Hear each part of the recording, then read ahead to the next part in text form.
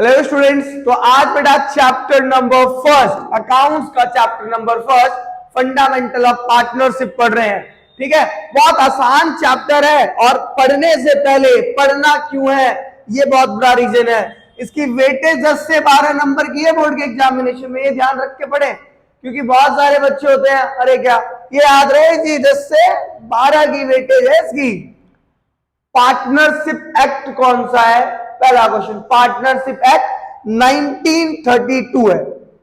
Second चीज बेटा, partnership क्या होती है? पार्टनरशिप एक रिलेशन होता है दो या दो से ज्यादा लोगों के बीच जो कि प्रॉफिट शेयरिंग के लिए एग्री है, जो कि प्रॉफिट बांटने के लिए एग्री है।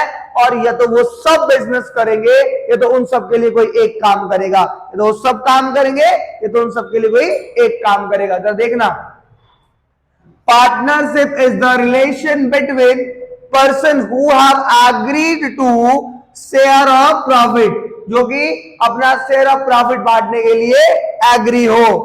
Business carried on by all, ये तो बिजनेस सब चलाएंगे, या और any of them acting for all, ये तो उन सब के लिए कोई एक बिजनेस को चलाएगा। तो पार्टनरशिप की डेफिनेशन समझ आ गई। अगर पार्टनरशिप की डेफिनेशन समझ आ गई तो फीचर और कैरेक्टर भी आपको समझ में आ गया। पहली चीज मैंने पार्टनरशिप पढ़ाते समय एक बात बोली, टू और मोर पर्सन। तो पार्टनरशिप का जो कैरेक्टरिस्टिक्स या हम फीचर की बात करें तो पहला ही फीचर क्या है? टू और मोर पार्टनर। दूसरी बात बेटा, जहां पे पार्टनरशिप होता है वहां पे एग्रीमेंट होना बहुत जरूरी है। तो एग्रीमेंट। थर्ड, लॉफुल बिजनेस होना चाहिए। फोर्थ, बिजनेस ये तो बेटा सब चलाएंगे, ये तो उन सब के लिए कोई एक। जो डेफिनेशन में पढ़ाया वही यहाँ पे बताया कि दो या दो से ज्यादा पार्टनर होने चाहिए, एग्रीमेंट होना चाहिए, लॉफुल बिजनेस होना चाहिए, और या तो वो सब काम करेंगे या तो उन सब के लिए कोई एक काम करेगा। ये सारी चीजें उतार लीजिए अपनी कॉपी में। ठीक है, अब इनके बाद, इन सब चीजों के बाद मैं आपको बताऊं बेटा, एक पार्टनरशिप डीड होती है। क्या होती है? पार्टनरशिप डीड होती है। तो पार्टनरशिप डीड अब मैं जरा आपको पार्टनरशिप डीड के बारे में बताता हूं। एक्चुअली पार्टनरशिप डीड होती क्या है बेटा? पार्टनरशिप डीड का मतलब होता है एक रिटन एग्रीमेंट। क्या होता है? एक रिटन एग्रीमेंट। पार्टनरशिप डीड का मतलब क्या होता है? एक रिटन एग्रीमेंट। अच्छा, एक बार ऐसे एक बच्चे ने क्वेश्चन पूछा, सर पार्टनरशिप डीड का मतलब क्या होता है? कि डीड को डेड पड़ रहा था एक्चुअली, कि पार्टनर ही मर गया बट एक्चुअली हमें पार्टनरशिप डीड का मतलब होता है बेटा एक रिटन एग्रीमेंट, ऑरल और रिटन एग्रीमेंट, जिसमें कि याद रखना, इस पार्टनरशिप डीड में बेटा हर एक चीज मेंशन होती है। पार्टनर्स का नाम, name of the firm, description of the firm, principal place of the business, मतलब कहां पे फर्म है, फर्म काम क्या करता है, किस पार्टनर को कितनी सैलरी मिलेगी, किस पार्टनर को कितना कमीशन मिलेगा, कोई पार्टनर डेथ होगा तो क्या होगा, कोई पार्टनर रिटायर होगा तो क्या होगा, पार्टनरशिप बैंक का मतलब जो बैंक है बैंक को कौन संभालेगा, ऑल थिंग जितनी भी चीजें हैं वो कहां पे गिवन होती है? पार्टनरशिप डीड में गिवन होती है। किसमें गिवन होती है? पार्टनरशिप डीड में गिवन होती है, याद रखना। ठीक है जी। अब पार्टनरशिप डीड, अच्छा मुझे कमेंट करके बताइए जरा, पार्टनरशिप एक्ट कौन सा है? जल्दी फास्ट जल्दी बताइए।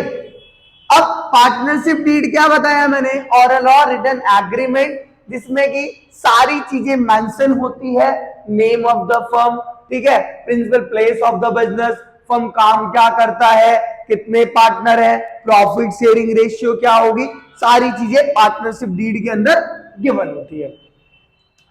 अब बेटा मसला आता है कि अगर सिर्फ पार्टनरशिप डीड ही नहीं है, if absence of partnership deed, अगर बेटा पार्टनरशिप डीड एब्सेंस है तो एक्ट 1932 की अकॉर्डिंग अगर पार्टनरशिप डीड एब्सेंस है, in a case of absence of partnership, absence of partnership act 1932 रखता है, ये ध्यान रखना, जो प्रॉफिट शेयरिंग रेशियो होता है वो क्या बटेगा? इक्वल। किस कंडीशन में? जब पार्टनरशिप डीड नहीं होगी और अगर पार्टनरशिप डीड होगी, अगर एग्रीमेंट होगा तो वहां जितना लिखा होगा उतना मिल जाएगा।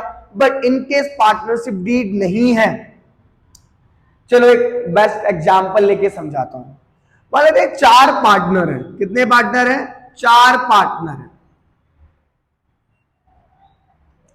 ड्राइंग बहुत अच्छी है मेरी। 4 पार्टनर है, राम, मोहन, गोलू और ये मेरा फेवरेट भोलू। ठीक है, कितने पार्टनर है? 4 पार्टनर बताया मैंने, राम, मोहन, गोलू और गोलू। अब चारों पार्टनर की कहानी क्या है? एक रिटन एग्रीमेंट इनके बीच नहीं था। अब एग्रीमेंट नहीं था तो ये भाई साहब काम कर रहे थे 70% के लिए, ये काम कर रहे थे 10% के लिए, ये 5% के लिए, ये 5% के लिए। तो एक दिन क्या होता है, मोहन साहब कहते हैं कि ऐसा है, मैं 10% के लिए काम नहीं करूंगा, मुझे 20% चाहिए। अच्छा, तो ये भी कहते हैं कि हमें भी अब 20-20 चाहिए। तो अब ये पहुंचते हैं कोर्ट में, जज साहब इनसे पूछते हैं if you have written agreement. ये कहते हैं नहीं सर, हमारे पास कोई रिटन एग्रीमेंट नहीं है। और अगर आपके पास रिटन एग्रीमेंट नहीं है तो जज साहब कहते हैं कि जो आपका प्रॉफिट शेयरिंग रेशियो क्या है? इक्वली। अब मोहन, गोलू, भोलू के तो मजे आ गए, क्योंकि अब प्रॉफिट शेयरिंग रेशियो क्या हो गया? इक्वली हो गया कि सबको बराबर बटेगा। अच्छा सर, प्रॉफिट शेयरिंग रेशियो तो इक्वली हो गया, इंटरेस्ट ऑन कैपिटल का बताइए। IOC not charge, IOC not charge, यानी आईओसी नहीं मिलेगा। तो सर क्या आईओडी मिलेगा? बिल्कुल नहीं। जज साहब ने बोला कि आईओडी भी चार्ज नहीं होगा, नॉट चार्ज। अच्छा, फिर कहते हैं सर इंटरेस्ट ऑन लोन तो मिलना ही चाहिए। तो जज साहब कहते हैं इंटरेस्ट ऑन लोन मिलेगा, वो भी 6% पर एनम। उसमें भी एक केस लगा दिया। जरा यहां समझना, एक कंडीशन होती है बेटा जब फर्म पार्टनर को लोन देता है, दूसरी कंडीशन होती है बेटा जब पार्टनर फर्म को लोन देता है। तो उन्होंने बोला, उन्होंने उनको कौन सा एक्ट पढ़ा था? 1932। उन्होंने बोला अगर फर्म ने पार्टनर को दिया है तो इंटरेस्ट ऑन लोन नहीं मिलेगा। अगर पार्टनर ने फर्म को लोन दिया है उस केस में 6% इंटरेस्ट ऑन लोन चार्ज होगा। अच्छा सर, रिम्यूनरेशंस ऑफ अ पार्टनर मिलेगा कि नहीं? मतलब भाई सैलरी, कमीशन वगैरह मिलेगा कि नहीं? तो जो बेटा रिम्यूनरेशंस होता है वो भी नॉट चार्ज, वो भी क्या है? Not charge. मैंने क्या पढ़ाया आपको? In absence of partnership deed. अगर पार्टनरशिप डीड एब्सेंस है तो एक्ट कौन सा लगता है? 1932 लगता है। ठीक है, और उसके according profit sharing ratio equally, IOC not charge, IOD not charge, interest on loan 6% per annum और remuneration of a partner not charge. ठीक है, ये सारी कहानी समझ में आ गई ना बेटा? ठीक है, अब जरा मैं इसको इरेज करता हूं और 1-2 क्वेश्चन आपसे फटाफट हम करते हैं जरा। ठीक है, और बेटा ये ध्यान रहे, जो नेक्स्ट वाली वीडियो होगी, जो नेक्स्ट पार्ट होगा, वो बहुत इंपॉर्टेंट पार्ट होगा, क्योंकि उसमें मैं आपको पीएनएल एप्रोप्रिएशन के बारे में बताऊंगा। और गारंटेड अगर आपने सेकंड वीडियो पूरी देखी तो पीएनएल एप्रोप्रिएशन में आपको कभी भी प्रॉब्लम नहीं आएगी। जीवन में आपको पीएनएल एप्रोप्रिएशन में प्रॉब्लम नहीं आएगी। ठीक है, तो फिर मिलते हैं बेटा नेक्स्ट वीडियो में।